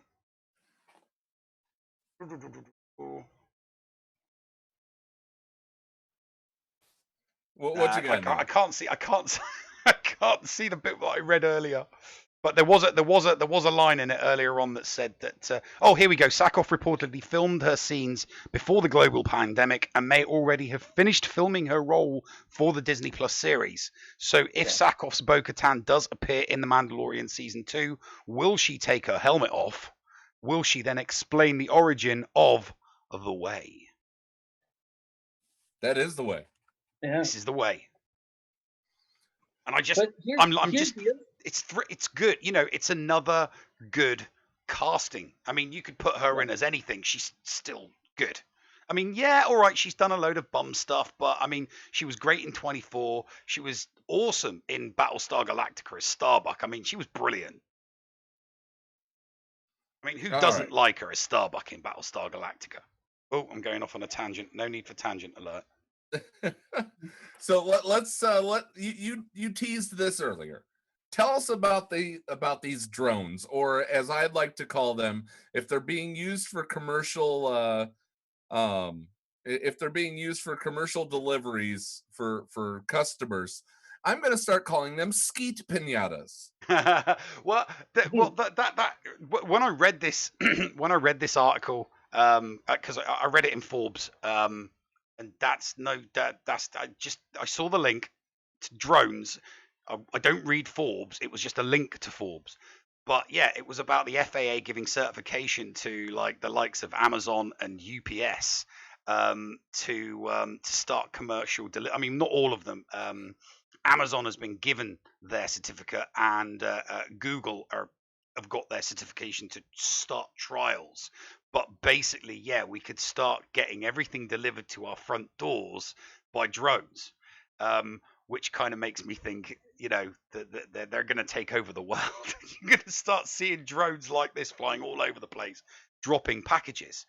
But, you know, the potential for some freebies there is just, you know, you could be out doing your gardening, mowing your lawn, and all of a sudden a drone flies overhead, and you're like, I wonder what's in that package. so other people are thinking skeet pinatas. I wonder what's in that packet. You know, so you shoot it down and it ends up being granny pants or something like that, because you know it's you know, close to someone's birthday, or yeah. So yeah, no, I read that article because I've got a drone. You know, I have a drone, and you know, it's got you take a camera off and put it on, and I've tried flying it around the house, and yeah, it's not one of those like big heavy industrial hobbyist type drones that cost like 4 figures. It's one of those cheap and cheerful plastic ones from Walmart that will only fly outside if there's no wind. Because the first time I fired it off, which was Christmas, put it on the driveway, and there's this huge field in front of me, and I just thought, all right, okay, we'll go a little bit, and I just and it went straight up, and the wind just took it, and it just flew off to the left. So and the thing was, I panicked. So instead of just, you know, bringing the control all the way down so that it just comes down, I ended up pushing my thumb all the way up, which just accelerated it even more. So there's me with my thumb still on the accelerate, running across all of my running across the lawns of all of my neighbors, desperately trying to catch up with it before it goes out onto the road and gets crushed. So yes, Cascade Fallen. I was thinking the exact same thing if you shot down one of those packages. So yeah, I like drones, and I like flying them, and that just intrigued me. That, you know, any day now you'll literally be able to go on Amazon, order something, and you don't have to, you know, wait for it to be delivered by UPS. It'll just get put in a box and droned to you. I mean, it's just going to make getting things so much faster. So 2 things. I don't have drones because I suck with them. I got a drone for Christmas from my father-in-law. He gave us all drones. The first thing I did when I opened it up, I turned it on, and it wasn't going. We were inside, and my wife was standing right over the package, looking straight down. Oh no! Pushed it all the way up, and it went poof, and hit her right in the face. It was hilarious. I mean, and not in like I'm abusive to my wife or anything, but like it was so funny. Even to this day, she would still laugh. But I'm listening to a book called Predator 1, and it is about drone technology going awry. It's crazy. It's so crazy. I was listening to it today, and I was like, drones, and then you said drones, and I was like, it's the end. Wait a minute, Thaddeus, you're listening to a book? Yes. You're listening to a book. What Right. platform are you listening to this So, book on, Thaddeus? This book I'm listening to on Audible. Audible. and- Wait a minute. Disclaimer: Thaddeus is compensated for signups for this service.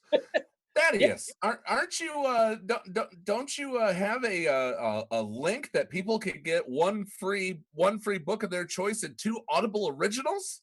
That's true. And so, like, what you do is you go to this link, you get 1 free book of your choice. You sign up for 1 month, you get 1 free book, 2 free Audible originals, which is 3 books, right?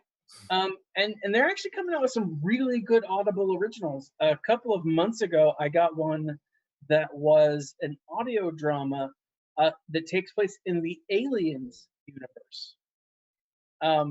And there are some really cool stories in that universe. But like, anyways, it's yes. So you sign up for 1 month, and you get the 3 books, And it's absolutely free. and it's free. And it's free. All And right. and really, you have to ask yourself, why am I wasting money buying books when I could get free audiobooks? Exactly. well, Why pay when you can get it for free? Yeah, I guess people just have to go to escapepodcastaways.com and click on the Going Nerdy offer for more information. that's right. That's right. All right, Neil, what you got? Okay, so I'm gonna kick us off with a section. This is gonna be something that runs every single week on the show. It's something that is near and dear to my heart. It's something. It is something that me and my army colleagues used to do every single week at beer call. Okay, we would give an award to the Dick of the Week. And the Dick of the Week. There we go. There's the slide. So every single week, the 3 of us are going to nominate a Dick of the Week. And you lovely people out there that are watching on Twitch are going to vote for the winner. So we will pick each a nomination, and then you guys will vote to see who actually wins Dick of the Week. So my nomination for this week. You're going to start off nomination. I'll start off, and then Thaddeus And is then going to do his, and then Okay. Paul is going to do. Sorry, we'll leave Thaddeus till last in case he needs a little bit more time to think of it. Okay. Because I know what he wrote in Discord. And once we give can't our use that one. nominations, once we give our nominations, I will start a 10-minute poll. And we'll talk for 10 minutes while you vote, and then we will announce the Dick of the Week. So, my nomination for Dick of the Week are people that do not take their trolleys back to the cart corral after using them in a supermarket. It's not difficult. You go in the store, you get a trolley, you do your shopping, you take your cart to your cart, you unload, and you take it back to the cart corral. You know, if it's windy or if it's not a flat parking lot, I hate these American terms. The cart will roll and it will dink and it will bump in. You know, you're dicks.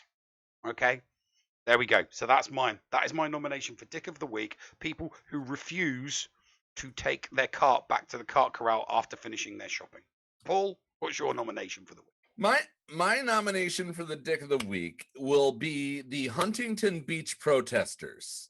For those that they're wanting to be able to go to a beach and crowd around each other, just like the spring break deniers did, who ended up becoming diagnosed with COVID-19. Because, and also there have been diagnosed people that went to the Huntington Beach protests that then were later diagnosed with it. This is the reason you stay home and wash your hands. Guys, this could apply to every single protester out there right now. But, I'm going to give you 2 examples. The first one, if neither of us are wearing pants and I pee on your leg, then your leg is going to be soaked with pee. If you wear pants and I pee on your leg, then you're gonna be protected. You're not gonna have a leg soaked in urine. But if I'm wearing pants and you're wearing pants and I try to pee on your leg, I'm just gonna pee on myself. And I'm not gonna get you sick. All right? Wear a damn mask. Anyway, Thaddeus, your turn. Can I go with the first one? You go with whatever you want. I'll put it into the poll. Okay, no, my first one was the British. Okay? Why? I had no what reason did they to. do this week that was so terrible? No, but I've come up with a better one. Okay. I'm deleting it from the poll. Okay, after hearing yours, both of yours, I have a really good one. The people who went to Area 51, or the people who said they were going to Area 51 to protest, to bum rush the gates, and didn't show up. The ones who didn't show up. Who didn't show up. You're cowards. You were absolute cowards. They're clearly holding bodies there. And alien, well, probably not alien bodies, but other bodies, I'm sure, because it's the government. And you didn't show up. Stick to your principles, people. If you're going to bum rush a government agency, stick with who, like those people who showed up were counting on you, and you failed them. You let them down. So disrespectful. So disrespectful to Bob Lazar. So disrespectful. I know. All right. So I'm starting the 10-minute timer. The 10-minute timer. Wait a minute. Hang on. Content does not meet guidelines. Oh man. Okay. So I got a DOTW. How about that? Who is the DOTW? Let's see if that meets guidelines. That met guidelines. There we go. So I can't put the word dick of the week in the poll. That sucks. Can we vote for ourselves? No, they vote for one of the three. Each person has one vote. If they really want to, they can spend 25 bits and vote twice. Okay. So while this is going on, I will say that I have made absolutely zero progress on my homemade streaming deck. I after the little snafu I had earlier, all I did was type in cones of Dunshire and everything just went nuts. And it's because I keep forgetting that I have, like, you have no idea. I've got like 40 keys set as hotkeys on this keyboard in front of me, and I just forget.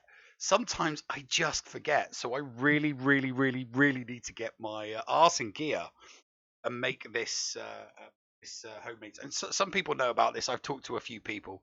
But yeah, I do not have $150 to buy an Elgato Stream Deck, and even if I did, I wouldn't spend it on an Elgato Stream Deck, because you get 12 buttons on it, and ooh, they're backlit, and ooh, they're USB, and ooh, you can change your voice with it.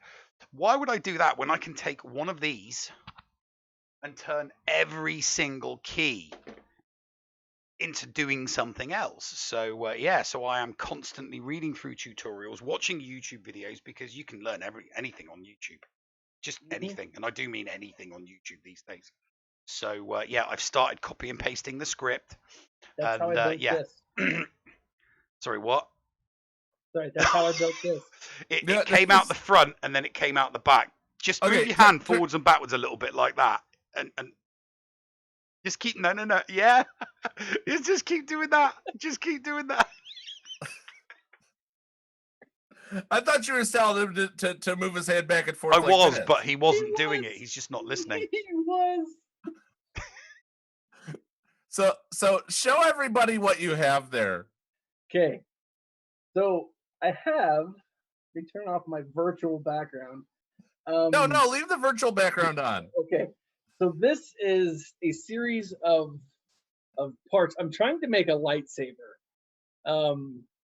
And so I went to Home Depot, and I got different pieces, and they all fit together. And it looks, I mean, without doing much of anything else, it looks kind of cool. But because of the virtual background, for whatever reason, the way the light hits it, when I have this cylindrical thing in my hand, and we notice this, it does not vibrate. So is it a poor man's lightsaber? Is it? Huh? Is it a poor man's lightsaber? Is it a working class Jedi's weapon? Is it? Yes, it is. That's it's a blue collar lightsaber. By the way, we got 17 viewers currently, 2 for Shopping Cart Deadbeats, 3 for the Huntington Beach protests, and only 1 vote currently for Raid 51 Abandoners. You guys have about 6 more minutes to vote for your Dick of the Week. Yes. We must have a Dick of the Week. Dick of the Week must be announced. And I want to win. So come on. You know that. Come on. All those people that just leave that. You're probably not voting for that because you've done it yourself. So I'm not calling you Dicks of the Week, but come on. If you think of all of the dinked. I mean, people that key cars, right? We all hate people that key cars. People that leave trolleys that can then roll into people's cars. That's just as bad. Come on. Vote for shopping cart. Vote for shopping cart. See, and when you said the shopping cart, my first thought was, Neil, this is a personal attack against me.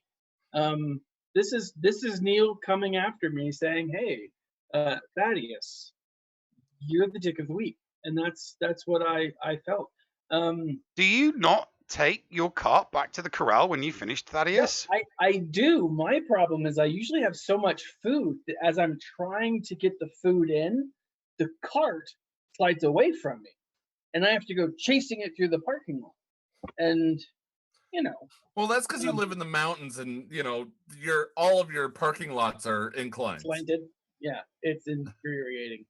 And people here don't know how to park or drive. But I think that's just all people everywhere. I mean, I'm sure you guys all have bad experiences and bad stories with drivers. But Paul maybe doesn't. But I mean, oh, come on, Houston. I was going to say, living in Houston, I mean, there's got to be a few stories that you could tell. No, but here's the thing. We all know aliens exist. Well, we do. UFOs exist. The Pentagon admitted it the other week, a couple weeks ago.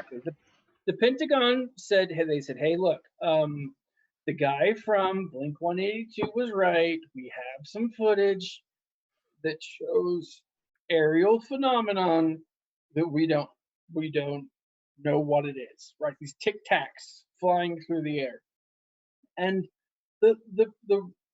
we just don't have proof. We just want them to come out and say yes. You're right. There's proof. Sorry, Paul. Go ahead.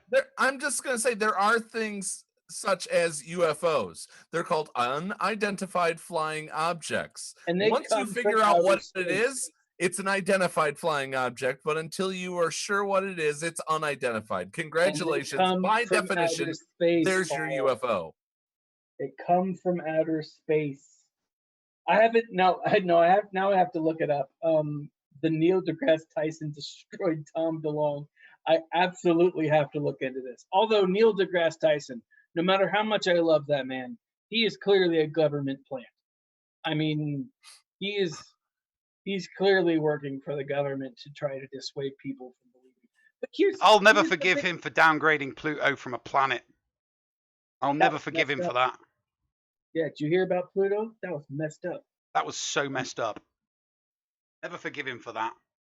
Yeah. Should have just left Pluto alone. Yeah. But UFOs do exist. Here's the thing, though. Plutonians, it's their own fault, right? They've been mining the inside of Pluto for a while. It's big business on Pluto that's really killing Pluto. Really, that's what it comes down to. So, yeah. You killed it. You killed it with the Pluto joke there. No, Rick and Morty. I don't And watch you Rick and Morty. don't- I've never watched oh Rick and my God. Morty. I've seen memes Here's the and I've thing. watched video clips of Rick and Morty, You but I've never guys- watched a full episode of Rick and Morty. You guys need to give it a shot. You guys need to watch more cartoons in your life. It is one of the best things that I enjoy. Well, then we need something new that is a cartoon that we can watch and review on Sundays. Okay, I am down.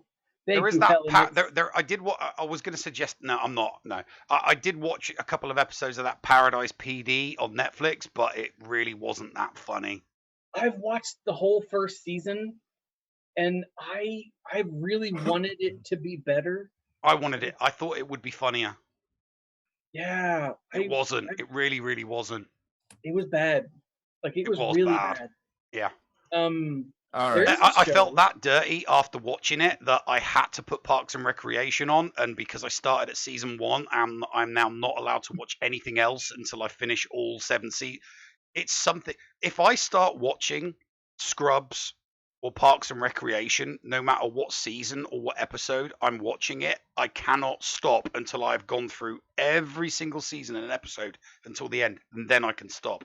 And I'm on season 6 of Parks and Recreation at the moment. So, all right, Neil, I want you to go on Discord real quick, grab the picture that I just sent to the group, because before we reveal our Dick of the Week, I want to give props to a special someone.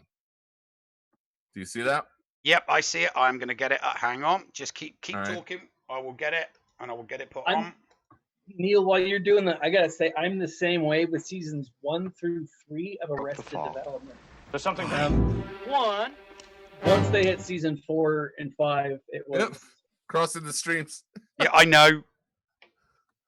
It was too much. It was too much. Seasons 1 through 3, amazing. There is a new show on Hulu by the guys who created Rick and Morty. About aliens, called Solar Opposites, and I've seen the first episode. It was pretty funny. Same guys though. I think it's only 8 episodes. So keep going. So gotcha. It's only 8 episodes. Oh, you stopped mid. It's only 8 episodes, and it's about a family of aliens who get trapped on Earth after their planet blows up, and they're trying to get off planet. The first episode was there's a guy who loves it. There's one adult who loves it, one adult who hates it, or hates Earth. One who loves Earth, one adult who hates Earth. And as the adult who hates Earth sits down to watch television, he sees I forget his name. It's like Scruffy Nutterson or something like that. I can't remember. But it's another alien, another being who, or at least on this television. So it's like the Alf of this universe that they've created. And this alien is like creating all these, these problems for humans. And so this guy who hates Earth is like, oh, I like this show. And then it turns out that he's having an appearance at the local mall. So they go to the local mall. Then they find out that not everything on television is real. And so they use a device to create their own real version of this alien, who then turns out to be a giant D-bag. Pretty funny. Excellent. Okay, the image is up, Paul. All right. So, real quick, I'll go ahead and I am the Dick Master of the Week. I was able to. I brought to the table the biggest dick, and that is the protesters at Huntington. So the Dick of the Week are the Huntington Beach protesters. Yes. So essentially, Paul showed us the biggest. I showed you guys. I brought to the table the biggest dick of the week. Yeah.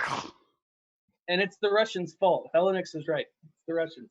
All right. So, guys, the furthest thing from the dick of the week.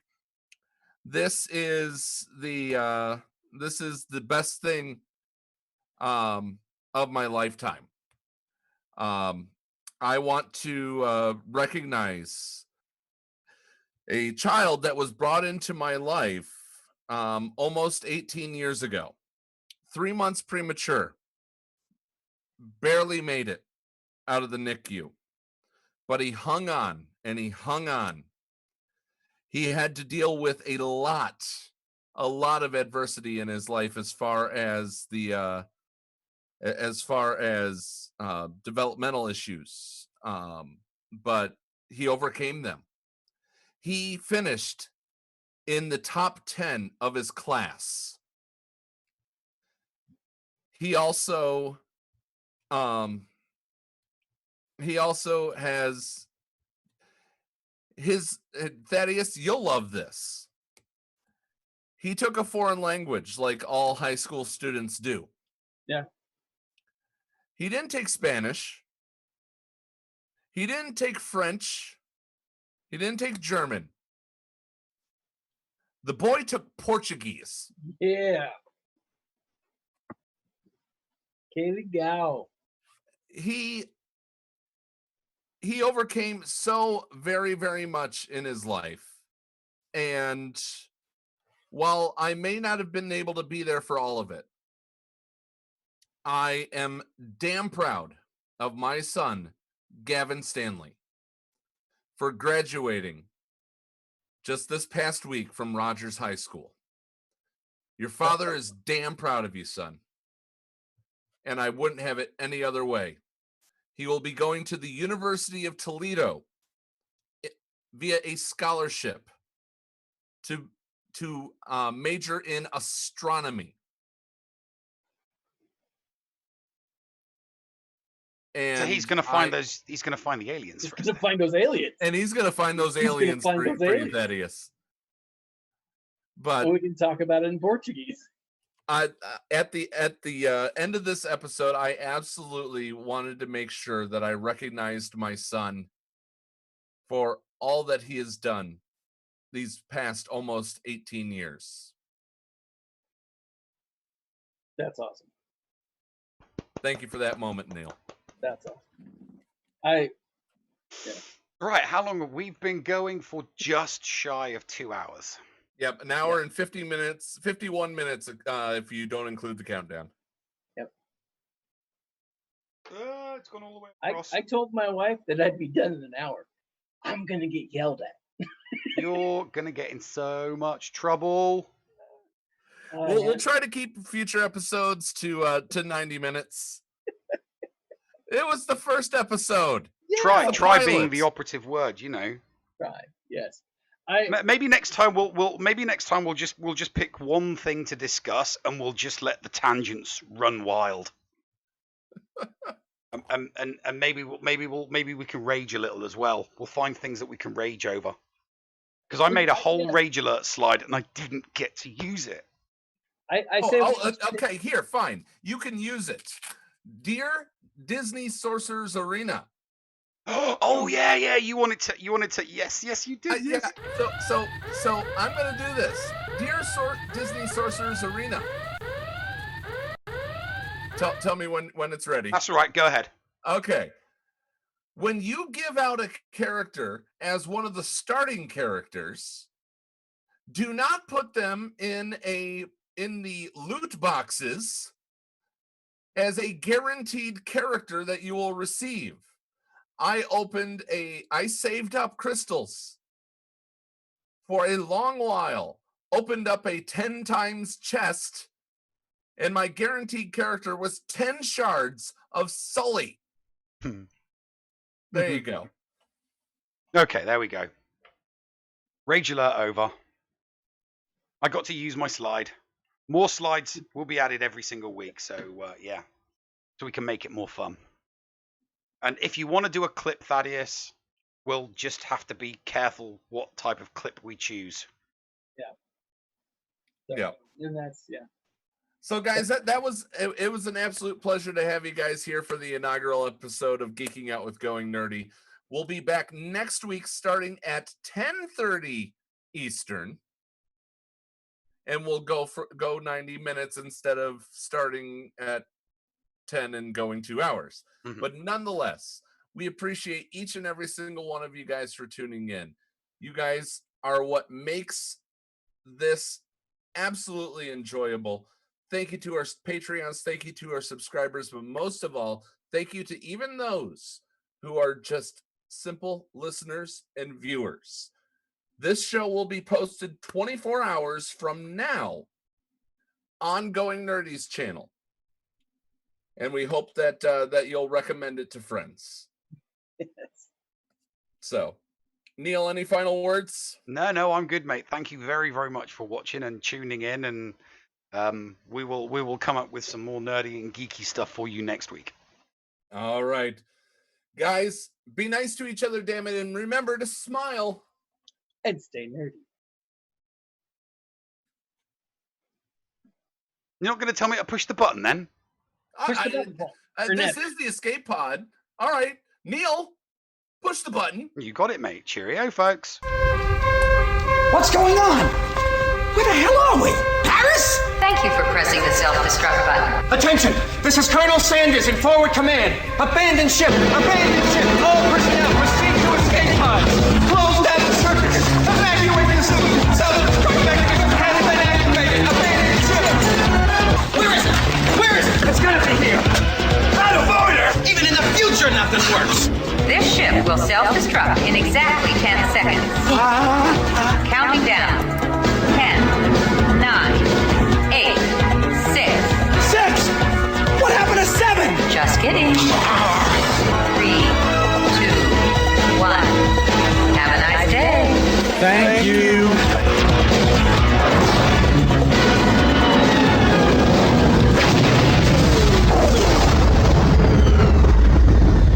Hello friends, this is Thaddeus from Going Nerdy. The Escape Podcast was filmed in front of a live studio audience full of tweaked out murder bears. Sit, Ubu, sit. Good dog.